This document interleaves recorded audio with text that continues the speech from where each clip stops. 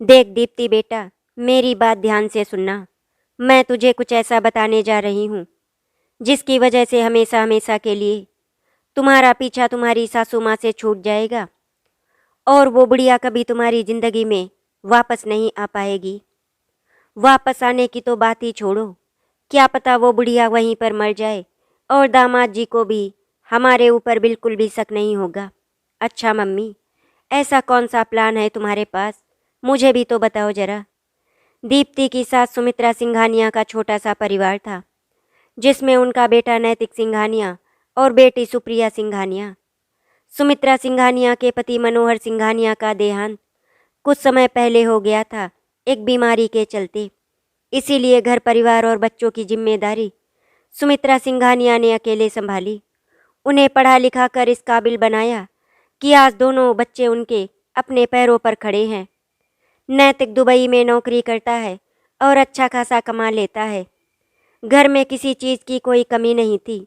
अगर कोई कमी थी तो बस एक बहू की, और वो कमी दीप्ति ने आकर पूरी कर दी थी, सिंघानिया हाउस की बहू बनकर। दीप्ति मध्यम वर्गीय परिवार से बिलोंग करती थी। दीप्ति की माँ बहुत ही सातिर किस्म की औरत थी और उसने सारी चालाकी अपनी बेटी में बहुत अच्छी तरह से डाल रखी थी। वो बिल्कुल अपनी माँ की टू कॉपी थी। दीप्ति की माँ देविका जो भी कहती थी वो बिल्कुल वैसा ही करती थी। सुमित्रा जी ने अपनी बहू बेटे का गृह प्रवेश बहुत ही अच्छी तरह से कराया। सुमित्रा और सुप्रिया दोनों बहुत खुश थे दीप्ति के घर आ जाने से। सुप्रिया मन ही मन में सोच रही थी कि वो अपनी दीप्ति भाभी के साथ एक दोस्त बनकर रहेगी और हमेशा उनका साथ देगी। नैतिक बहुत ही शांत स्वभाव का एकदम सीधा साधा लड़का था। वो अपनी माँ और बहन दोनों से बहुत प्यार करता था। धीरे धीरे करके दिन गुजरने लगे थे और दीप्ति का असली चेहरा सबके सामने आने लगा था। दीप्ति नैतिक के सामने कुछ भी ऐसा नहीं करती थी जिससे नैतिक को जरा सा भी किसी बात की भनक लगे। नैतिक अभी तक दीप्ति को बहुत अच्छा समझ रहा था, लेकिन उसकी माँ और बहन के सामने दीप्ति की सच्चाई एक महीने में ही बाहर आ गई। कई बार सुप्रिया ने अपने कानों से सुना था उसकी भाभी अपनी माँ देविका से यहाँ की भर भर कर बुराइयाँ किया करती थी, जबकि घर की सारी जिम्मेदारी सुप्रिया और सुमित्रा जी के कंधों पर थी। सुप्रिया एक टीचर थी, इसीलिए वो अपनी माँ के साथ सुबह काम में हाथ बटा दिया करती थी और फिर उसके बाद स्कूल चली जाती थी। और फिर जो छोटे मोटे काम रह जाते थे वो दीप्ति कर लिया करती थी, क्योंकि नैतिक सुबह 9 बजे उठता था। तब तक घर के सारे बड़े बड़े काम हो जाते थे और फिर दीप्ति नैतिक के सामने छोटे मोटे काम किया करती थी, जिससे नैतिक को लगता था कि घर के सारे काम दीप्ति कर लेती है। इसीलिए वो बहुत ही खुश रहता था ये सोचकर कि उसे बहुत अच्छी पत्नी मिली है जो उसके पूरे परिवार का ख्याल रखती है। लेकिन दीप्ति की असली सच्चाई तो वो जानता ही नहीं था। नैतिक की 1 महीने की छुट्टी खत्म हो गई थी, इसीलिए नैतिक को अब दुबई वापस जाना था। नैतिक जब लखनऊ से दुबई जा रहा था तो उसने दीप्ति से कहा था कि दीप्ति, तुम बिल्कुल भी परेशान मत होना, मम्मी और सुप्रिया तुम्हारा ध्यान रखेंगी और मैं कोशिश करूँगा कि जल्दी से जल्दी मेरा ट्रांसफ़र लखनऊ में हो जाए। अगर ट्रांसफ़र नहीं भी हो पाया तो 1 या 2 साल के बाद मैं तुम्हें अपने साथ ले जाऊँगा। इसी 1 साल के अंदर सुप्रिया की शादी कर दूँगा, वो अपनी ससुराल चली जाएगी और फिर मम्मी भी हमारे साथ दुबई में आराम से रहेंगी। तुम बिल्कुल भी परेशान मत होना, मैं जल्दी ही आऊँगा। दरअसल सुप्रिया के लिए नैतिक ने लड़का पहले से ही देख रखा था। वो भी सुप्रिया के स्कूल में टीचर है। अभी तक सुप्रिया की शादी इसीलिए नहीं की थी क्योंकि सुप्रिया चाहती थी कि पहले उसकी भाभी इस घर में आ जाए, फिर ही वो इस घर से जाएगी, क्योंकि उसके चले जाने के बाद मम्मी घर पर अकेली रह जाएंगी। ये सुप्रिया को बिल्कुल भी मंजूर नहीं था, इसीलिए उसने शादी अभी तक टाल रखी थी। नैतिक दुबई चला गया था, अब दीप्ति पूरी तरह से आज़ाद हो गई थी। सुप्रिया सारा काम करने के बाद स्कूल चली जाती थी और बचा हुआ घर का काम अब दीप्ति के बजाय सुमित्रा जी को करना पड़ता था, क्योंकि दीप्ति अब आराम से 10 बजे सोकर उठा करती थी। उसे अब किसी का भी बिल्कुल भी डर नहीं था। एक दिन सुमित्रा जी ने दीप्ति से कहा, दीप्ति बहू, 10 बजे कोई उठने का टाइम होता है, कम से कम 8 बजे उठकर काम में मेरी मदद कर दिया करो। वैसे ज़्यादातर काम तो सुप्रिया करके जाती है। जब नैतिक घर में था तब तो तुम थोड़े बहुत काम कर लिया करती थी, लेकिन जब से नैतिक वापस चला गया है तब से तुमने घर के सारे काम करने छोड़ दिए। दीप्ति बहू, ऐसे कैसे काम चलेगा? मान लो अभी सुप्रिया है तो घर का सारा काम वो कर लेती है, लेकिन जब वो अपनी ससुराल चली जाएगी तो फिर कैसे होगा? कहाँ सुप्रिया मन ही मन में सोच रही थी कि वो अपनी भाभी के साथ दोस्त बनकर रहेगी, लेकिन वो तो सुप्रिया से सीधे मुंह बात भी नहीं करती। सुप्रिया अपनी भाभी के पास आकर उनसे बात करना चाहती थी, लेकिन दीप्ति तो उसे मौका ही नहीं देती थी बात करने के लिए, क्योंकि दीप्ति ज़्यादातर फ़ोन में लगी रहती थी और बाकी बचे हुए समय में अपने दोस्तों से मिलने के लिए वो बाहर चली जाया करती थी। लेकिन फिर भी सुप्रिया अपनी मम्मी के साथ बहुत खुश थी। वो दोनों आपस में बातें कर लिया करती थी। नैतिक हर महीने 20,000 रुपये अपनी मम्मी के अकाउंट में और 10,000 रुपये दीप्ति के अकाउंट में डालता था, जिससे दीप्ति को सुमित्रा जी के सामने हाथ ना फैलाने पड़े। सच में आज के ज़माने में नैतिक जैसा लड़का होना बहुत ही मुश्किल है, जो अपनी माँ और पत्नी दोनों को सम्मान देना बहुत अच्छी तरह से जानता था। वो अपनी बहन से घर के खर्च में कभी पैसे नहीं लेता था। घर के राशन पानी सब्जी इन सब की जिम्मेदारी सुमित्रा जी के हाथों में थी। इसीलिए नैतिक 10,000 रुपये एक्स्ट्रा उनके अकाउंट में डालता था। वैसे घर के खर्च में 10,000 रुपये भी खत्म नहीं होते थे, उसमें से भी सुमित्रा जी थोड़े बहुत बचा लिया करती थी। सुमित्रा जी पूरे महीने का राशन एक साथ भर लेती थी और फल और सब्जियां हमेशा मार्केट से जाकर ताज़ा लेकर आती थी। घर में खाने पीने की कोई कमी नहीं रहती। 2 या 3 महीने में एक बार दीप्ति अपने मायके अपनी माँ के पास चली जाया करती थी। 4-5 दिन रुकने के बाद वो अपनी ससुराल वापस आ जाया करती थी, क्योंकि दीप्ति को अब अपने मायके में ज़्यादा अच्छा नहीं लगता था। वहाँ पर उसे थोड़ा बहुत काम करना पड़ता था, लेकिन दीप्ति ससुराल में महारानी बनकर रहती थी। वो कोई भी घर का काम नहीं करती थी। सुप्रिया की शादी के दिन नज़दीक आ रहे थे और सुप्रिया की चिंता अपनी माँ को लेकर बढ़ती जा रही थी। सुप्रिया खोई खोई सी रहने लगी थी। एक दिन सुमित्रा जी ने सुप्रिया से पूछा, क्या हुआ बेटा? मैं देख रही हूँ आजकल तुम परेशान रहती हो, स्कूल में कुछ हुआ है क्या? सब ठीक तो है ना? सुप्रिया और करण की बातें फ़ोन पर हो जाया करती थी, इसीलिए सुमित्रा जी ने कहा, बेटा करण से कोई बात हो गई है क्या? नहीं नहीं मम्मी, आप परेशान मत हो, ऐसी कोई बात नहीं है, सब कुछ ठीक है मम्मी। बस मैं आपको लेकर थोड़ा परेशान हो जाती हूँ। मेरे जाने के बाद आप कैसे रहेंगी? मम्मी, आपको पता है ना, 1 महीने के बाद मेरी शादी है और मैं अपनी ससुराल चली जाऊँगी। उसके बाद घर की सारी जिम्मेदारी आप पर आ जाएगी।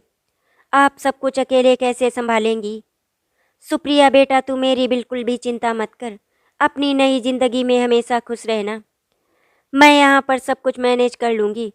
तुम बेफिक्र होकर अपनी ससुराल जाना और वहाँ पर सबका ध्यान रखना। जैसे यहाँ पर दीप्ति हमारे साथ बर्ताव करती है, मैं कभी नहीं चाहूँगी कि तुम अपनी ससुराल में किसी के साथ भी ऐसा बर्ताव करो। मम्मी, आपने हम दोनों भाई बहन को इतने अच्छे संस्कार दिए हैं। हम दोनों भाई बहन ने आज तक किसी का अपमान नहीं किया। आप ये बात बहुत अच्छी तरह से जानती हो, तो फिर भला मैं अपनी ससुराल में अपने परिवार वालों के साथ कैसे बुरा बर्ताव कर सकती हूँ? आपको अपने संस्कारों पर भरोसा रखना चाहिए।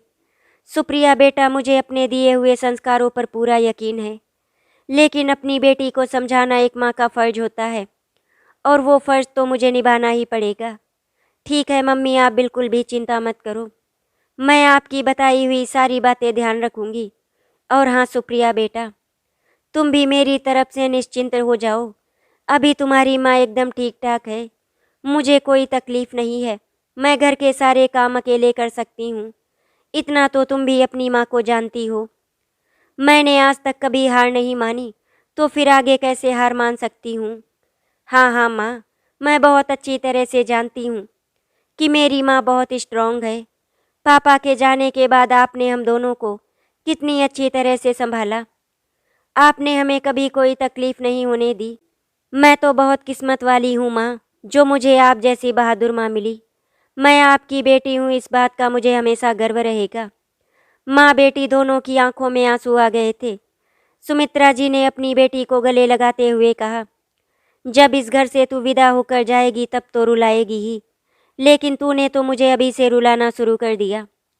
और दोनों के चेहरे पर मुस्कुराहट आ जाती है और फिर दोनों माँ बेटी रात का खाना बनाने में लग जाती हैं। एक दिन नैतिक का फ़ोन आया। उसने बताया कि वो 10 दिन के बाद इंडिया वापस आ रहा है। ये सुनकर सुमित्रा जी और सुप्रिया दोनों बहुत खुश हो गईं। लेकिन दीप्ति को चिंता सताने लगी। वो मन ही मन में सोच रही थी कि अब तो उसे काम करना पड़ेगा। अभी तक वो अपनी ज़िंदगी कितने आराम से काट रही थी। नैतिक उसे 10,000 रुपये महीने के डाल देता था, इसीलिए वो खर्च करने में भी पीछे नहीं हटती थी। ठीक 10 दिनों के बाद नैतिक अपने घर वापस आ गया और उसने शादी की तैयारी शुरू कर दी थी।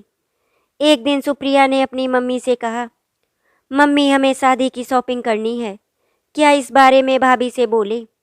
अब तो उनसे कुछ भी बोलने में डर लगता है, क्योंकि अगर उनसे कुछ कहो तो वो सुनाने लग जाती हैं।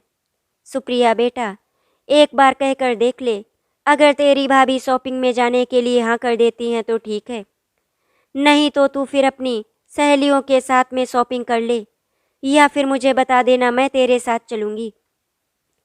नैतिक के आ जाने से दीप्ति का एक अलग ही रूप दिखाई देने लगा था। सुप्रिया ने जब उसे शॉपिंग के लिए पूछा तो वहीं पर नैतिक बैठा हुआ था। दीप्ति के बोलने से पहले ही नैतिक बोल पड़ा, अरे सुप्रिया, कैसी बातें कर रही हो? इसमें पूछने वाली कौन सी बात है? तुझे जो भी शॉपिंग करनी है दीप्ति के साथ चली जाना। दीप्ति के पास अब मना करने का कोई ऑप्शन नहीं था, क्योंकि नैतिक ने हाँ कह दिया था। अगले दिन सुप्रिया जब स्कूल से घर वापस आ गई तो खाना खाने के बाद वो अपनी भाभी के कमरे में गई और उनसे बोली, भाभी तैयार हो जाओ, हम लोगों को शॉपिंग के लिए जाना है। नैतिक सुप्रिया को कुछ रुपए दे रहा था शॉपिंग करने के लिए, लेकिन सुप्रिया ने साफ साफ मना कर दिया। उसने कहा, भैया मेरे पास जो रुपए पड़े हैं उनका क्या होगा? आखिर वो कब काम आएंगे? मुझसे तो मुश्किल से 2 या 4 हज़ार रुपये महीने के खत्म होते हैं। बाकी के सारे रुपए मेरे अकाउंट में ही पड़े हैं। इसीलिए भैया आप मेरी शॉपिंग के बिल्कुल भी चिंता मत करो। मैं अपनी शॉपिंग अपने पैसों से करना चाहती हूँ, इतना तो मैं कर ही सकती हूँ। दीप्ति मन ही मन में सोच रही थी, कितनी मूर्ख है ये लड़की, इसको रुपए मिल रहे थे लेकिन मना कर रही है। अरे अपने बचाए हुए रुपए फिर कभी खत्म कर सकती थी, लेकिन नहीं, इसे तो महान बनने की पड़ी है अपने भाई के सामने। तभी दीप्ति ने कहा, मुझे थोड़े रुपए दे दो, अगर मान लो मुझे कुछ पसंद आया तो मैं भी ले लूँगी। नैतिक मन ही मन में सोच रहा था कि वो तो दीप्ति को हर महीने 10,000 रुपये डालता था, क्या दीप्ति सारे रुपए खत्म कर देती थी?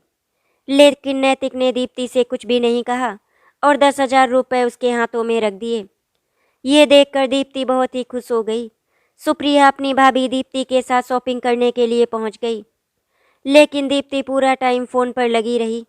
उसने सुप्रिया की शॉपिंग करने में कोई मदद नहीं की और फिर लास्ट में उसने अपने लिए भी एक साड़ी खरीदी और सुप्रिया ने भी 2 साड़ी खरीदी, क्योंकि उसे समझ में नहीं आ रहा था कि वो क्या ले और क्या ना ले। दीप्ति ने जो साड़ी ली थी उसकी पेमेंट अभी सुप्रिया ने अपने अकाउंट से की थी। दीप्ति सोच रही थी कि एक साड़ी भी मिल गई और उसके रुपए भी बच गए, लेकिन सुप्रिया ने सोच लिया था कि अब वो अपनी भाभी के साथ शॉपिंग करने के लिए नहीं आएगी, बल्कि अपनी सहेलियों के साथ बाकी की शॉपिंग करेंगी। दीप्ति अपनी साड़ी लेकर सीधे अपने कमरे में चली गई और सुप्रिया ने अपनी मम्मी को दोनों साड़ियाँ दिखाई। सुमित्रा जी को दोनों साड़ियाँ पसंद आई थी, लेकिन उन्होंने देखा कि सुप्रिया कुछ उदास है। सुमित्रा जी ने पूछा, क्या हुआ बेटा, तुम इतनी उदास क्यों हो? तो सुप्रिया ने बताया कि भाभी ने उसकी कोई मदद नहीं की, वो तो पूरा टाइम फ़ोन पर अपनी माँ से बातें करती रही। इससे तो अच्छा होता कि वो अपनी सहेलियों के साथ ही शॉपिंग करने चली जाती। सुमित्रा जी ने कहा, कोई बात नहीं बेटा, अगली बार अपनी सहेलियों के साथ शॉपिंग करने के लिए चली जाना। चल अब जल्दी से हाथ मुंह धोकर आ जा, मैं सबके लिए चाय बनाती हूँ। नैतिक भी घर आ गया है। मम्मी इस बारे में भैया को कुछ भी नहीं बताना, नहीं तो खामखा भैया का मूड खराब हो जाएगा। सुमित्रा जी ने कहा, बेटा मैं सब जानती हूँ, लेकिन इस तरह से हम दीप्ति की हरकतें कब तक नैतिक के सामने छुपाते रहेंगे? एक ना एक दिन तो उसे सच्चाई का पता चल ही जाएगा। मम्मी जब पता चलेगा तब पता चलेगा, अभी हम भैया को कुछ नहीं बता सकते। अच्छा मम्मी आप चाय बनाओ, तब तक मैं आती हूँ।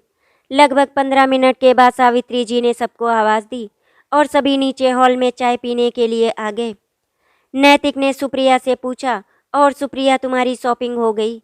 तो सुप्रिया ने कहा, हाँ भैया मैंने आज सिर्फ 2 साड़ी ली थी, बाकी मुझे कुछ समझ में नहीं आया, फिर किसी दिन जाऊंगी। ठीक है सुप्रिया, जो तुम्हें अच्छा लगे वो ले लेना। अगर रुपए कम पड़ जाएं तो मुझे बता देना, या फिर मम्मी से ले लेना। मम्मी को आज मैंने कुछ रुपए निकाल कर दिए हैं, क्योंकि शादी का घर है, रुपए की ज़रूरत तो पड़ती रहेगी। ये सुनकर दीप्ति के सीने पर सांप लौट गया। वो सोचने लगी, क्या ज़रूरत थी इनको रुपए निकाल कर देने की? सारे काम तो खुद ही करते हैं, और फिर सुप्रिया के पास भी तो रुपए हैं ना, वो निकाल कर अपनी मम्मी को दे देती। लेकिन नहीं, इस घर में तो सबको महान बनने की आदत है। 5 दिनों के बाद सुप्रिया अपनी सहेलियों के साथ शॉपिंग के लिए गई और उसकी लगभग शॉपिंग हो गई थी। अपनी सहेलियों के साथ शॉपिंग करके सुप्रिया को बहुत ही अच्छा लगा था। जब वो घर वापस आई तो उसके चेहरे पर मुस्कुराहट दिखाई दे रही थी, जिसे देखकर सुमित्रा जी को बहुत ही अच्छा लगा था। घर में घुसते ही सुप्रिया ने कहा, मम्मी मेरे लिए थोड़ी सी चाय बना दो, बहुत ज़्यादा मैं थक गई हूँ। सुमित्रा जी ने अपनी बेटी के लिए चाय बनाई और सुप्रिया ने बैठकर चाय पी और साथ में अपनी माँ को सारी शॉपिंग दिखाई। अगले दिन सुप्रिया ने स्कूल से छुट्टी ले रखी थी, क्योंकि उसे बैंक जाना था। सुप्रिया जब बैंक से घर वापस आई तो उसने 2 लाख रुपए निकालकर अपनी माँ के हाथों में रख दिए।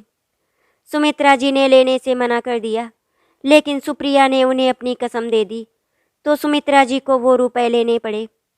सुप्रिया ने अपनी मम्मी से साफ साफ कह दिया था कि वो इन रुपयों के बारे में भैया को ना बताए। उनसे ये कह दे कि उन्होंने ये रुपए बचा कर रखे हुए थे, क्योंकि अगर भैया को पता चल गया कि ये रुपए मैंने दिए हैं तो फिर वो कभी नहीं लेंगे। मम्मी आप ही बताओ, आज तक भैया ने पूरे घर का खर्चा अकेले उठाया है, तो जो हम लोगों ने बचा के रखा है वो अब काम आना चाहिए ना। धीरे धीरे करके सुप्रिया की सारी शॉपिंग खत्म हो गई थी और वो दिन आ गया जिसका सभी को इंतजार था।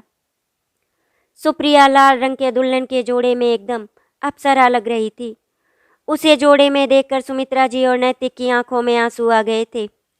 शादी की सारी रस्में बहुत ही धूमधाम से संपन्न हो गई और सुप्रिया विदा होकर अपनी ससुराल चली गई। सुप्रिया जी के आंसू बहने बंद ही नहीं हो रहे थे और नैतिक अपने आंसू छुपाने की कोशिश कर रहा था। धीरे धीरे करके दिन गुजरने लगे और कुछ ही दिनों के बाद सुप्रिया अपने घर पग फेरों की रस्म के लिए आई, जिसे देखकर सुमित्रा जी बहुत खुश हो गई और उन्होंने सुप्रिया को गले से लगा लिया। सुप्रिया ने देखा कि उसकी मम्मी का चेहरा बहुत मुरझाया हुआ था। सुमित्रा जी ने पूछा, बेटा तुम्हारी ससुराल में सब लोग कैसे हैं? वो लोग तुम्हारा ख्याल तो रखते हैं ना? तो सुप्रिया ने कहा, मम्मी वो लोग बहुत अच्छे हैं और करण भी मेरा बहुत ध्यान रखते हैं। करण के साथ साथ उनके मम्मी पापा भी मुझसे बहुत प्यार करते हैं। ये सुनकर सुमित्रा जी को बहुत ही तसल्ली हो रही थी। उन्होंने सुप्रिया से कहा, बेटा अगर वो तुम्हें प्यार दे रहे हैं तो उनके प्यार के बदले उन्हें सिर्फ प्यार ही देना, कभी उनका अपमान नहीं करना। सुप्रिया ने कहा, माँ आप बिल्कुल भी चिंता मत करो, कोई आपके संस्कारों पर उंगली नहीं उठा पाएगा, इस बात का मैं हमेशा ध्यान रखूंगी। नैतिक को अचानक से दुबई वापस जाना पड़ा, क्योंकि वहाँ पर कुछ ज़रूरी काम आ गया था जो नैतिक के बिना नहीं हो सकता था। नैतिक वहाँ पर उस कंपनी का हेड था, इसीलिए उस समय वहाँ पर उसका होना बहुत ज़रूरी था। नैतिक का इस तरह से अचानक चले जाना सबको बहुत ही खल रहा था, लेकिन दीप्ति पर उसका कोई असर नहीं पड़ा था। लगभग 1 हफ्ते तक सुप्रिया अपने मायके में रही और उसके बाद करण उसे लेने आ गया और वो अपने ससुराल वापस चली गई। सुप्रिया कभी कभी अपनी मम्मी से मिलने के लिए आ जाया करती थी और फिर शाम तक अपनी ससुराल वापस लौट जाया करती थी। सुप्रिया के ससुराल वाले जब भी सुमित्रा जी से मिलते वो सुप्रिया की बहुत ही तारीफ करते। सुप्रिया की तारीफ सुनकर सुमित्रा जी का सर गर्व से ऊंचा हो जाता। धीरे धीरे करके 6 महीने गुजर गए। घर का सारा काम सुमित्रा जी अकेले करती थी और दीप्ति महारानी की तरह घर में ऐश कर रही थी। कभी कभी नैतिक का फोन आ जाया करता था, जिसकी वजह से सुमित्रा जी को बहुत ही सुकून मिलता था और सुप्रिया से तो रोज रात में एक बार बात हो जाया करती थी। जब सुमित्रा जी के पास नैतिक का फोन आया था तो दीप्ति भी वहीं हॉल में बैठकर चाय पी रही थी और सुमित्रा जी ने स्पीकर ऑन कर दिया था, क्योंकि नैतिक ने कहा था कि वो दोनों से एक साथ बात करना चाहता है। नैतिक ने बताया कि अगले महीने वो उन दोनों को लेने आ रहा है, क्योंकि उसका ट्रांसफ़र होना मुश्किल है, इसीलिए उसे वहीं पर रहना पड़ेगा। कंपनी की तरफ से रहने के लिए उसे घर अलॉट हो गया है। सुमित्रा जी ये सुनकर बहुत ही खुश हो गई थी कि अब वो हमेशा अपने बेटे के साथ रहेंगी। लेकिन दीप्ति इस बात से बिल्कुल भी खुश नहीं थी। वो दुबई नैतिक के साथ अकेले जाना चाहती थी, अपनी सासू माँ के साथ नहीं। अब दीप्ति मन ही मन में सोचने लगी कि कुछ तो ऐसा करना पड़ेगा जिसकी वजह से सासू माँ उसके साथ दुबई ना जाएं और वो आराम से नैतिक के साथ अकेले रहे। दीप्ति ने इस बारे में बहुत सोचा, लेकिन उसे कुछ भी समझ में नहीं आ रहा था। तो फिर उसने अपनी मम्मी के पास फ़ोन किया और उन्हें इस बारे में सब कुछ बताया। तो दीप्ति की मम्मी ने कहा, तुम सही कह रही हो दीप्ति बेटा, उस बुढ़िया को साथ ले जाने की कोई ज़रूरत नहीं है। मैं क्या ही कहूँ अपने दामाद को, हर समय मम्मी मम्मी किया करता है। पता नहीं कब तक अपनी मम्मी के आंचल में छुपा रहेगा। मुझे तो कभी कभी अपने दामाद जी पर बहुत गुस्सा आता है।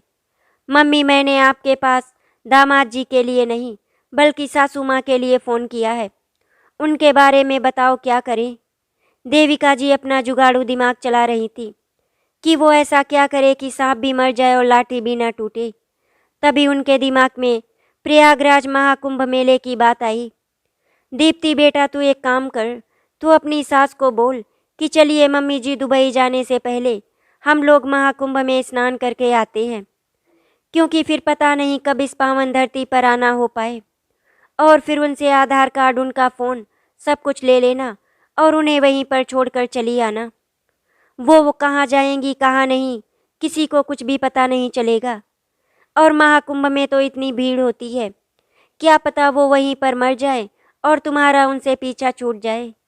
मम्मी, क्या आपका दिमाग चलता है? मैंने तो कभी इस बारे में सोचा ही नहीं था। ये आपने एकदम सही प्लान बताया है। आपने जैसा कहा है मैं बिल्कुल वैसा ही करूँगी। मैं आज ही मम्मी जी को महाकुंभ में ले जाने के लिए तैयार करती हूँ। दीप्ति ने अपनी माँ से बात करके फ़ोन काट दिया और फिर उसके थोड़ी देर के बाद वो सुमित्रा जी के पास गई और महाकुंभ में जाने वाली बात कही। सुमित्रा जी को अपनी बहू के मुंह से महाकुंभ में जाने की बात सुनकर यकीन ही नहीं हो रहा था। वो सोच रही थी कि दीप्ति इतना अच्छा कैसे सोच सकती है। खैर, उन्होंने इस बारे में ज़्यादा सोच विचार नहीं किया और महाकुंभ में जाने के लिए हाँ कर दिया। सुमित्रा जी ने रात को सुप्रिया से इस बारे में बताया तो सुप्रिया को भी यकीन नहीं हो रहा था अपनी दीप्ति भाभी की बातों पर, लेकिन उसने कुछ भी नहीं कहा और फिर इस तरह से महाकुंभ में जाने की तैयारी कर ली उन दोनों ने। अगले दिन दीप्ति सुमित्रा जी को लेकर महाकुंभ के लिए निकल गई। सुमित्रा जी महाकुंभ की पावन नगरी पर पहुंचकर बहुत खुश थी। उन्होंने संगम में बहुत अच्छे से स्नान किया और फिर उसके बाद आराम करने के लिए एक जगह पर बैठ गई। दीप्ति ने सुमित्रा जी से उनका बैग ले लिया था, क्योंकि वहाँ पर भीड़ भाड़ बहुत ज़्यादा थी। दीप्ति ने कहा, मम्मी जी, अब तो बहुत तेज़ भूख लगी है। एक काम करती हूँ, आप यहीं पर बैठो, मैं आपके लिए और अपने लिए कुछ खाने को लेकर आती हूँ। सुमित्रा जी भीड़ को देखकर परेशान हो रही थी, लेकिन भूख तो उन्हें भी लगी थी। इसीलिए उन्होंने दीप्ति से कह दिया कि जाओ बहू, तुम लेकर आ जाओ और मैं यहीं पर तुम्हारा इंतज़ार करती हूँ। दीप्ति वहां से निकलकर अपने घर के लिए रवाना हो गई और सुमित्रा जी को वहीं पर महाकुंभ में छोड़ दिया। दीप्ति अपने घर वापस आ गई थी। उसके बाद उसने सबसे पहले सुप्रिया को फ़ोन किया और उसे बताया कि मम्मी जी महाकुंभ में गायब हो गई। वो लोग संगम में स्नान करने के लिए गए। वहीं से मम्मी जी का कुछ भी पता नहीं चला। उसने उन्हें ढूंढने की बहुत कोशिश की, लेकिन मम्मी जी उसे कहीं भी नहीं मिली। ये सुनकर सुप्रिया के पैरों तले से ज़मीन ही खिसक गई थी। तो सुप्रिया ने कहा, भाभी आपने मम्मी को फ़ोन क्यों नहीं किया? इस पर दीप्ति बोली, क्योंकि मम्मी जी का पर्स मेरे पास था और उनका फ़ोन इसी पर्स में रह गया। अब सुप्रिया को बहुत ज़्यादा बेचैनी होने लगी थी। उसे समझ में नहीं आ रहा था कि वो अपनी मम्मी का कैसे पता लगाए।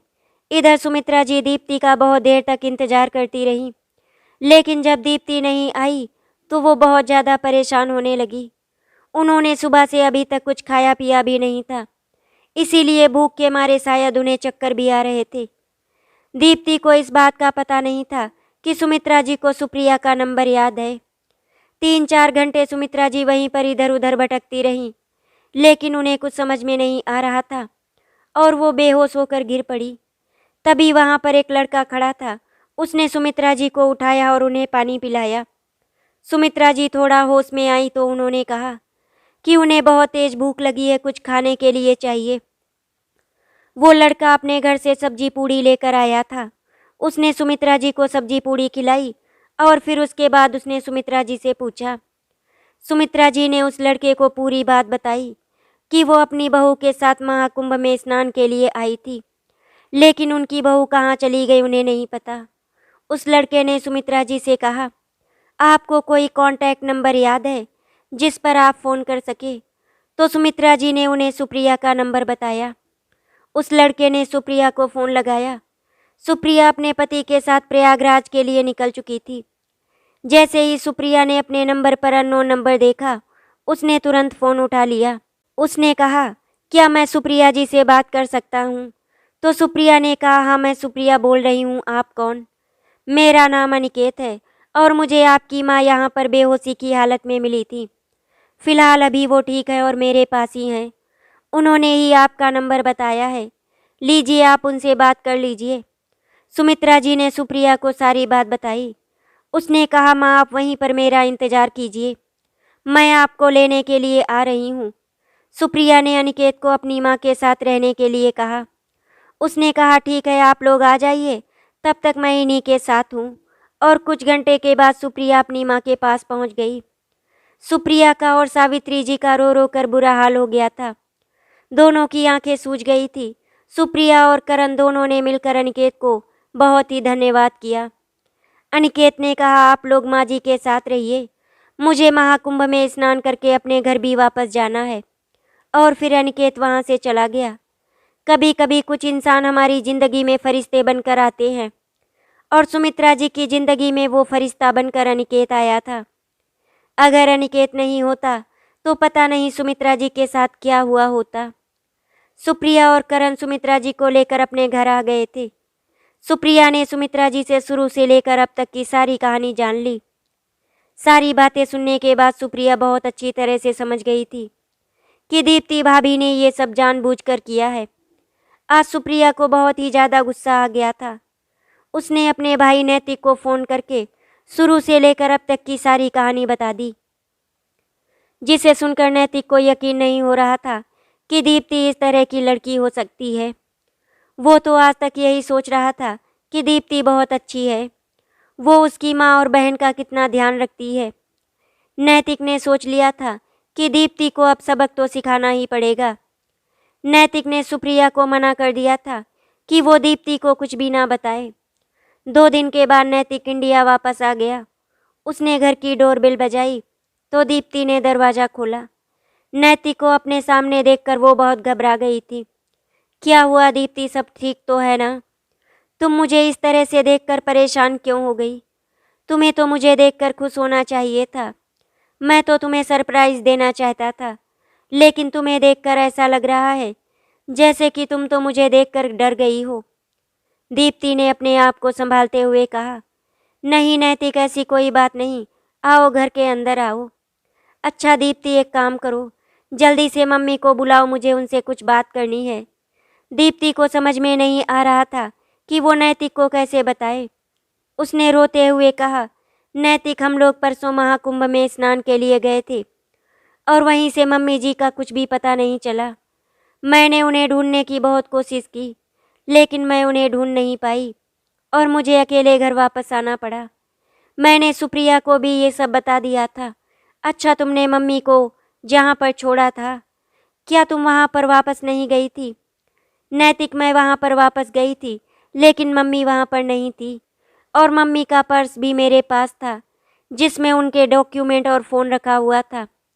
मैंने मम्मी को पूरा दिन ढूंढने की कोशिश की, लेकिन जब वो कहीं भी नहीं मिली, तो फिर मैं रात की ट्रेन से घर वापस आ गई और फिर मैंने सुप्रिया को सब कुछ बता दिया। अगले दिन सुप्रिया और करण भी मम्मी जी को ढूंढने गए, लेकिन वो उन्हें भी कहीं नहीं मिली। नैतिक, मुझे माफ़ कर दो, मेरी वजह से मम्मी महाकुंभ के मेले में खो गई। इसके लिए मैं अपने आप को कभी माफ़ नहीं कर पाऊंगी।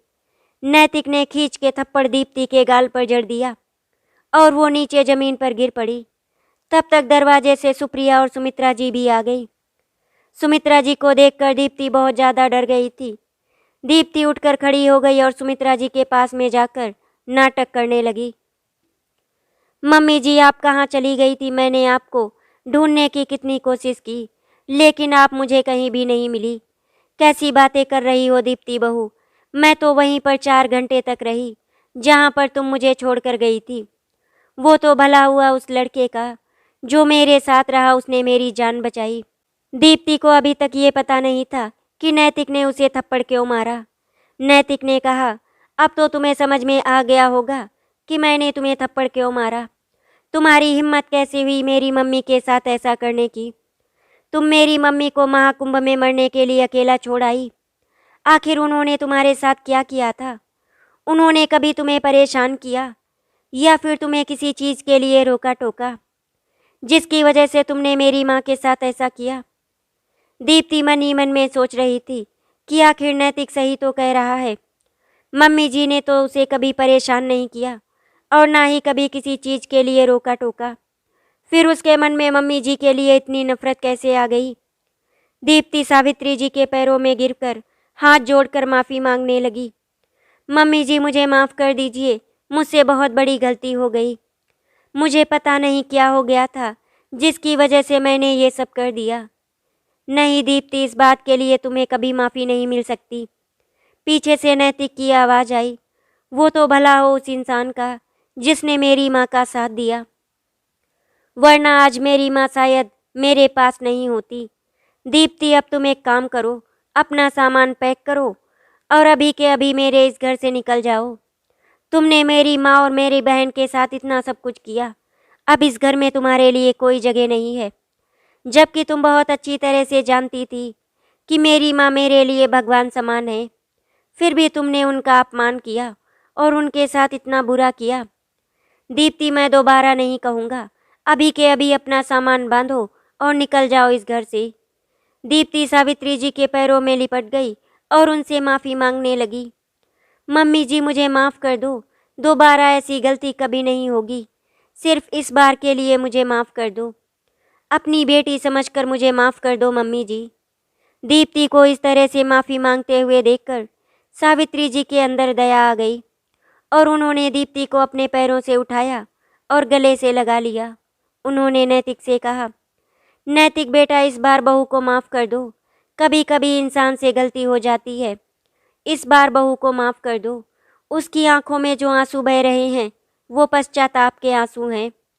हमें उसे एक मौका देना चाहिए। नैतिक अपनी माँ की बात को कभी नहीं टालता था। उसने दीप्ति को एक मौका दे दिया। सुप्रिया के पास जाकर दीप्ति ने उससे भी माफ़ी मांगी और उसे गले से लगा लिया। सबने दीप्ति को माफ़ कर दिया।